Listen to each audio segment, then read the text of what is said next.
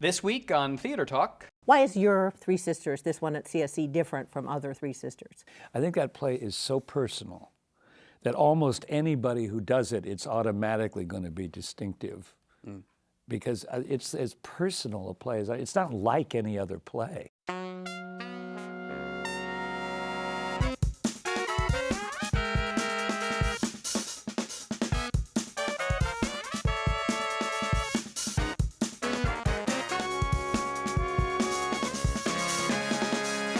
From New York City, this is Theater Talk. I'm the show's producer, Susan Haskins. And I'm Michael Riedel of the New York Post. Our guest is one of the most hardworking and revered artists in the theater. He's an actor on stage, screen, and television, a director, an artistic director, and wears so many more hats. But right now, he's very busy as a director. Austin Pendleton is directing The Three Sisters, a very powerful production at the Classic Stage Company. And he's got a new play coming to Broadway, Detroit, that he's doing with Steppenwolf. Austin, welcome to Theater Talk. You're not wearing a hat today, No. despite all the hats that you normally wear. I must ask you about Chekhov, though, because you look Chekhovian. Oh, wow. You really do. You look like somebody who's just come out of an estate outside of Moscow somewhere. But no, have you always been sort of in that Chekhov kind of? I've done a lot of Chekhov, both as an actor and a director. Yeah, I was in Three Sisters twice some years ago. You were the Baron, right? I was the Baron, first at Williamstown and then at Yeah. the Brooklyn Academy of Music. And then I've directed it 25 years ago at Steppenwolf, and now I'm directing it here. Why is your Three Sisters, this one at CSC, different from other Three Sisters? How is it different? It's not consciously different. No. You know what I mean? I think that play, how should I put this? I think that play is so personal that almost anybody who does it, it's automatically going to be distinctive. Because it's as personal a play as it's not like any other play, including any other Chekhov play, really. And it's people who work a lot in theater really tend to want to work on that play. And I've seen a whole lot of really striking productions, like the Lee Strasberg one in the 60s I saw. Oh, a famous one. 2 or 3 times with Kim Stanley and Geraldine Page. And So when you work with the and that was actors, utterly yeah. different from this, but it was because those people were very different Right. from these people. What is the, from your perspective as the director, the best way to approach Chekhov? Because you know, when it's not done well, it can be incredibly boring. It can be bad, yeah. I mean, what's the pitfall there, and how does one avoid that? If you keep looking, every moment in the play moves the story forward. And if you find out the way in which each moment moves the story forward, you have a shot at it. And a lot of these different productions that I've just referred to, that I was either in or that I saw, like Kim Stanley, or one that the Moscow Art Theater brought in 1965, and a number of others over the years. In one way or another, the ones that have worked are the ones where you always felt the forward movement of the story. That even though the characters, it's sort of like O'Neill, it's not at all like O'Neill, but it's like O'Neill in that the characters repeat themselves a lot. Right. But every time they do, it's a different moment, that they're further along in the development of the story. So that then finally, when you get to the end of the story, which is overwhelming, Yes, yes. if you've just been, the audience becomes aware that it's actually been developing toward that. Every moment, just like in a thriller. Yeah. Everything is actually moving it forward, and you have to keep redefining it until you find the way in which that happens. I agree with you completely on that, because I think it's often overlooked in Chekhov. He was such a skilled man of the theater. There's always dramatic thrust Yes, in all of exactly. the plays, but it's not always apparent. And his whole famous thing about what he wanted to do in playwriting, and he's actually the first one who ever really, really did this, is actually, he said, if you just watch people having dinner, they're only having dinner, that's all they're doing, but their lives are moving forward. Their lives are falling apart, their lives are coming together and moving to a new place, but they're just having dinner.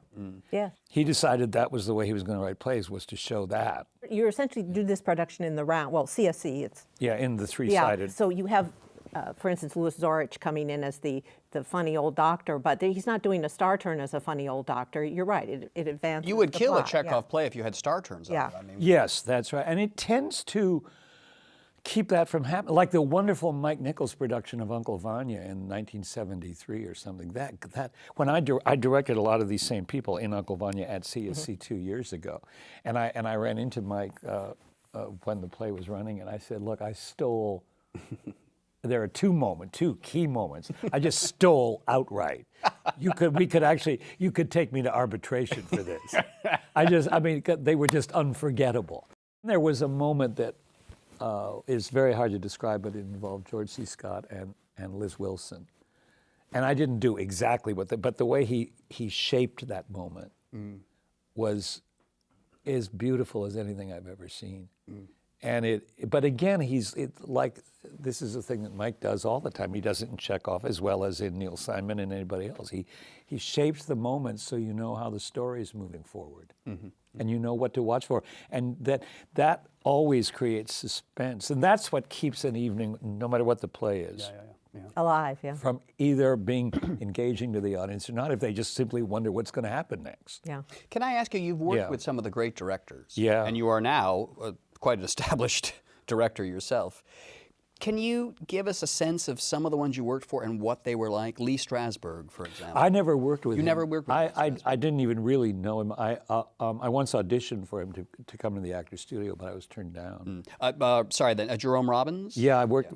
The first two shows I was in New York were both directed by Jerome Robbins, which were Odad and Fiddler on the Roof. And what, do you think you observed, saw, and have been influenced by working with someone like Robbins? Well, and then after him, I worked with Alan Arkin, and then with Mike Nichols in Little Foxes. Right.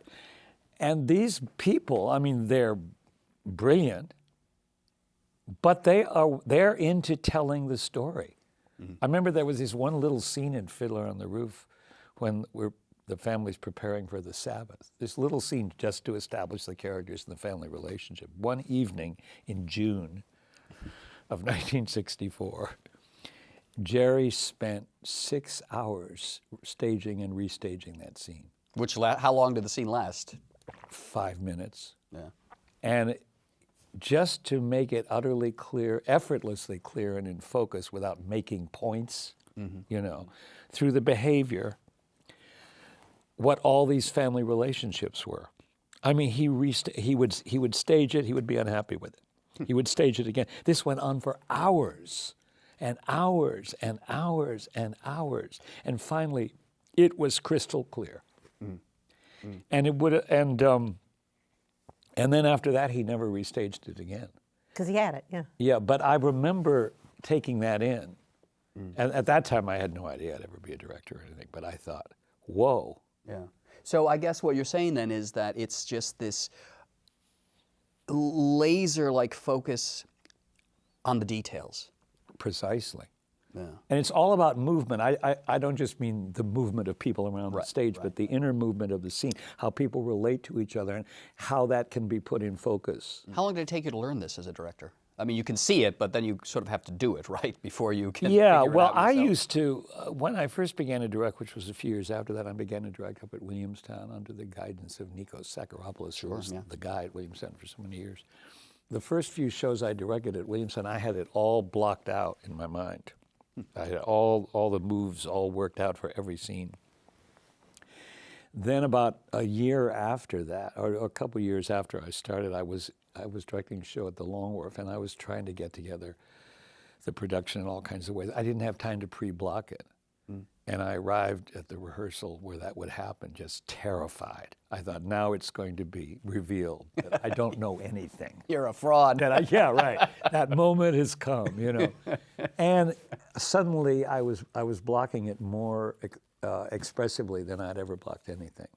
And you were really working. And then I remembered that's what Jerry did. He never had written anything down. It was the experimenting in real time. Yes. It's like working with material, and the With material play, is the yeah, actors, yeah. and the actors in the play interacting, and you begin to see things.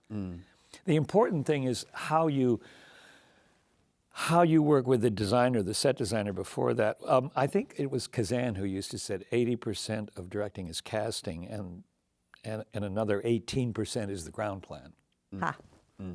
Because you have to have a ground plan where the movement will automatically be expressive of the story. Right. And if it's not, there's no way around it. Yeah. So in other words, with a designer, you talk and talk and talk, and if the designer is good, like this guy, like Walt Spangler, he then says, okay, how about this? That's how you work with actors too. You don't tell them how to do it. As an actor, I know that. Is the best approach to allow them to range, and then you're the person who pulls it back, puts it into focus? Yes, that's one thing. But before you do that, you spend a certain amount of time around the table, going through the scenes and talking about them. And you also, then when you get it on its feet, you spend a lot of time talking. To go back to before, you talk about, what is this scene about? What does this scene, what's the event? That's a phrase from Lee Strasberg. Whom I never knew, but that's a phrase from him. What's the event in this scene that moves the story forward? How are things different at the end of this scene than they were at the beginning between the characters? And you talk a lot about that, and they ask questions about it, and they have their own ideas about it. But you get a communal idea of what needs to take place in the scene. And then once you get that established, then you give them free rein. Or they take it. You don't give it to them. That's sort of paternalistic. And that can go on for quite a while. In fact, it should. And then gradually you say, don't do that, but maybe do this. One of the great directors I ever worked with as an actor was Dan Sullivan. And I always tell my acting class this story. I did a show with him. This is his early years, his frontier days in the regional theaters. I was doing a show that he directed by Arthur Miller. It was a musical by Arthur Miller. I mean, what was it called? It was called Up from Paradise. It's from that play that he wrote about creation of the world. That's right. It's a lovely musical. And I was playing Adam. It's Adam and Eve and Cain and Abel and Lucifer and God are the characters. It's delicious. But anyway, so I would do things, and Dan would say at rehearsal the next day about the performance the night before, would say, Austin, you know that moment of whatever? And I'd say, yeah. He said, that thing you're doing? I'd say, yeah. He said, don't do that. And I would say, well, what do you want me to do? I said, anything but that. Oh, my. No, but that's brilliant direction, because he's saying, if I may put words into his mouth, he's saying, that's just a habit that you're doing there. Just do something else, and it'll shake things up. It'll open up things. Is what he was actually. But he doesn't explain what it means. He just says, don't do that. And at first I thought, what's he talking about? And then I pretty quickly began to realize, wait a minute. There's a lot of new stuff happening here. Now, see, that's a terrific that's one way of directing very well. Is that a question of knowing your actors so well that you can see when they're just falling back on the tricks they have in their kit? Yes, and as no less than Laurence Olivier once said when accused by an interviewer about his mannerisms, he said, dear boy, sometime you try going on stage without your mannerisms. It's very primal. It's not, it's just, you're out there, you got to protect yourself somehow. Thinking about that, are there Austin Pendleton tics and tricks that you fall back on? I'm afraid there are, yes. And that you have to consciously... They have been alluded to in many places. For example, I mean, something specific that you find yourself doing when you're not sure what you should be doing? Oh, God, 100 of them. Really, like the way you hold your hand or the way you walk or something? Yeah, right, yeah. And directors will... What a director usually tries to do, and what I try to do, it's not like you say, well, every once in a while you say, don't do that. Although Dan would never say what not to do. He would say, whatever you did last night, don't do that. And he wasn't really talking about a mannerism. He would be talking more about an approach to a moment. Like he would be, I think, in effect saying, that approach is too easy for you. Just try something else. An actor would have That's to have brilliant direction of an actor. It really is. Because it gives you some free rein, but yet it puts you in a more productive direction for the script, Right. And see, acting is ultimately about ownership. The actors have to own what they do. It has to somehow, no matter how much you tell them, what the actors do finally has to come from them, or it's not going to have that extra kind of life. It has to be their reality in the character, Yes. not imposed by a director. That's right. There shouldn't ultimately be a moment that someone's only doing because they were told to do it. They were told to do. I mean, sometimes you have to do that. Sometimes you have to say you have to do this. Right. But you try to keep that to a minimum. And when you do give a direction like that, you try to make it something that will kind of liberate them or kind of move in on them. You try to find a thing. It's like, look, I have to tell you to do this. You try to put it in such a way that they'll understand that in a way that then, even though it's imposed on them, they can have ownership. Right. But what you usually want to do is just go over and over again what the moment is about and see what they come up with. Likely then the actors in Three Sisters like Sarsgaard and And Maggie Gyllenhaal and Jessica Hecht. Wonderful. Love And Juliet Rylance Yeah, and she Marin did. Ireland and Louis Zorich and on and on. on and on. Well, that they love And working. Josh Hamilton. Exactly. That someone like Josh Hamilton loves coming to work with you, I would think, because you work that way, that you are asking them to own every moment and make Chekhov their own rather than in a movie when that's not so much the case. But a good director in a movie does the same thing. You said that did you say that you learned 80% of movie acting from Otto Preminger? I did. Now, why is that? Well, I was in a film of his that was a disaster. Yes, What was that? Skidoo. Oh, yeah. But Skidoo is such a disaster that it sort of came out the other side and became a cult favorite. Why, I don't really know. So we were making Skidoo, which was, as I say, was a disaster and became a cult favorite over the years. I don't know why. But anyway, and a lot of the scenes I had were with Jackie Gleason. And Jackie was really depressed. Really? Yeah, I didn't realize this. I had not realized this before this, but he had real problems with depression. It was a burden to him. He was a very sweet man. Yeah. Very, very sweet man. Quite a heavy drinker, though, too. Yeah, but which came first, the chicken Yeah, or the egg? You just don't know. Yeah. And so he didn't want to come out of his trailer to rehearse the scenes. And they were rather long scenes. So when we would be rehearsing it, Otto would just work with me. And it was the first film I did. And he would tell me, he'd seen me in the theater, and he would say, every take is like opening night. You have to be that focused. And then he would just he would talk a lot about the simplicity of the behavior that he wanted. So he was paring you down to... And then I thought, it began to occur to me, well, this would go for the theater too, wouldn't it? That would work in the theater. And he'd say, yeah. And then when and he lived in New York, so then after the film was over, he would come to see a lot of the plays I was in. He was always but he was, he had his temper, as we all know. Famously, yeah. Yeah, but he really knew, and when you would see a whole lot of his films, like I saw at the Film Forum a couple years ago, it was pretty consistent. I mean, if he didn't totally terrify or freeze an actor up. Right.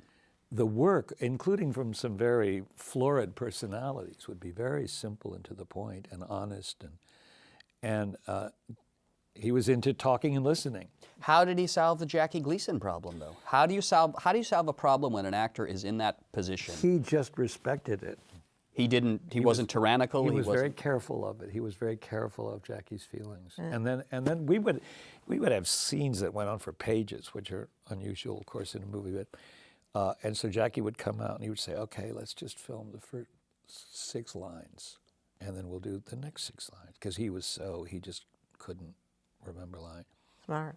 And so Otto would say, "Fine," and he was a good actor, Jackie. So he shepherded him through it. What he didn't like is if people pulled stuff on him.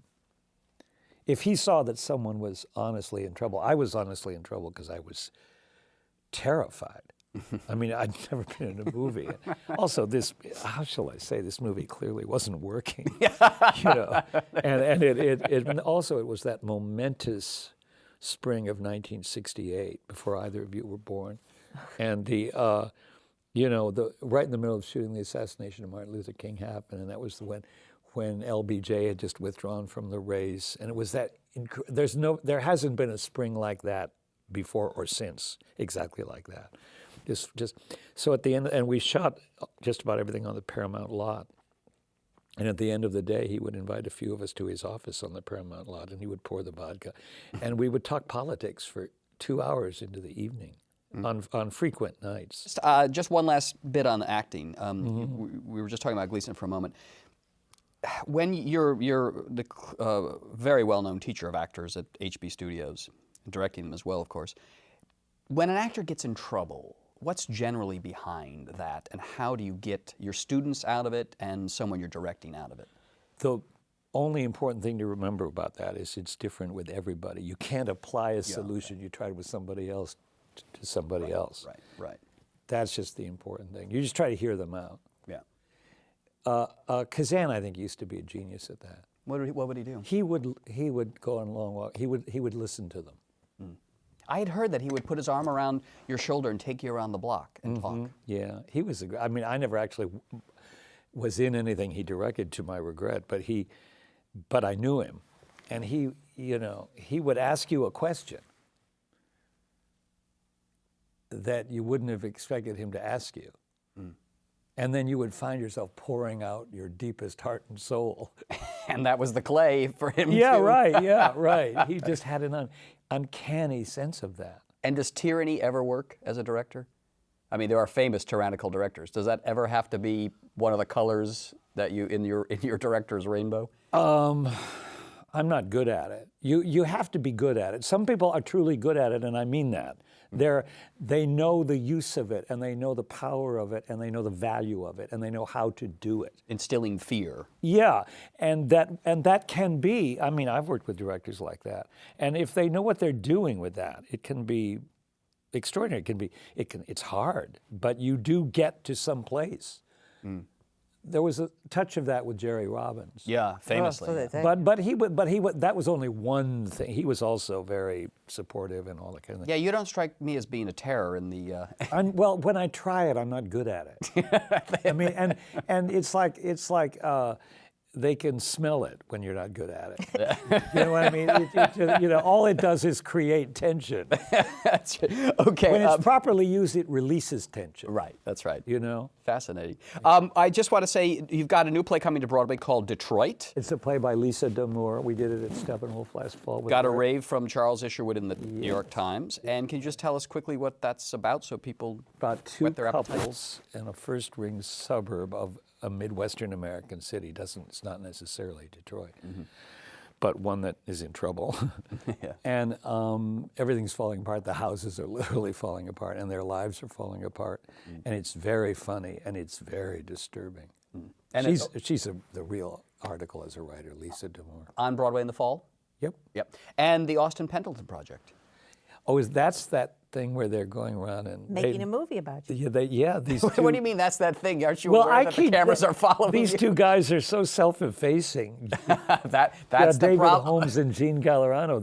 They're both these good, and they started to do this like a couple of years ago. And I'm only subliminally aware of it. But they came to Chicago and they had their cameras at rehearsals for Detroit. They interviewed the actors of that. And they're talking to every big actor in the business about it. About you. To Meryl Streep and And on and on and on. Ethan Hawke and Phil Hoffman. yeah. And, I don't know. Just when you think... I find out about these things after they've done it. Right, well, that's good. I don't know, just when you think a documentary filmmaker is self-effacing, that's when you have to get wary, because that's when they Watch catch you. Well, yeah, but in other words, these guys are good, and they've talked to Olympia and Louis and all that, and they're. I mean, I don't like to think about it because I mean, I'm happy. Who wouldn't be happy they're doing it? But I don't like to think about it because you get all. I hope they do catch a moment where you're having to fake tyranny in the rehearsal hall. I'd love to see I'm that. sure if they stick around long, it always happens sooner or later. There's sooner or later, and they'll get it. They'll get it, and then that'll be it for my career. Yeah, right. No. Well, Austin Pendleton, it's been a real pleasure chatting with you about directing and acting. And don't miss the Three Sisters at the Classic CSC. Stage Can I say Company. one other person Yeah, who's sure, in of Three course. Sisters?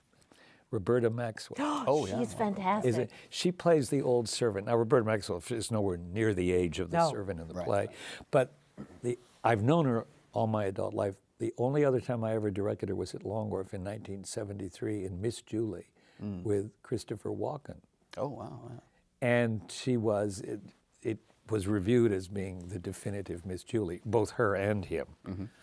And now she's playing Anfisa, the old servant, which is a powerful role, but not a large role. No, but Oh, but she's great. And you suddenly see these plays were written for that. These parts were all meant to be played by great actors. right. And when you have one in a part like that, you suddenly see what that kind of thinking is all about. Yeah. Well, it just reminds me of what you said about Jerry Robbins, too. Chekhov's writing, the part may be small, but the attention to the detail of that part is so intense, so rich, that you have to have a real actor, a great actor doing That's it. right. Yeah. That's right. You can see this, what we're talking about, you can see on stage at CSC, The Three Sisters, directed by Austin Pendleton, and a big hit on Broadway coming in the fall called Detroit. He's also directing it. From your mouth to God's ear. And are you going to be acting again on Broadway, or are you more directing now? Well, there's no pattern. Whatever somebody asks me to do, I do. You know. That's showbiz. Yeah, right. Yeah. Austin Pendleton, thanks a lot. It's been fascinating. Thank you Pleasure. so much. Our thanks to the Friends of Theater Talk for their significant contribution to this production. Theater Talk is made possible in part by the Frederick Lowe Foundation, the Eleanor Naylor Dana Charitable Trust, the Alan S. Gordon Foundation, the Corey and Bob Donnelly Charitable Fund, Carrie J. Fries, the Dorothy Strelson Foundation, the New York City Department of Cultural Affairs, and the New York State Council on the Arts, a state agency.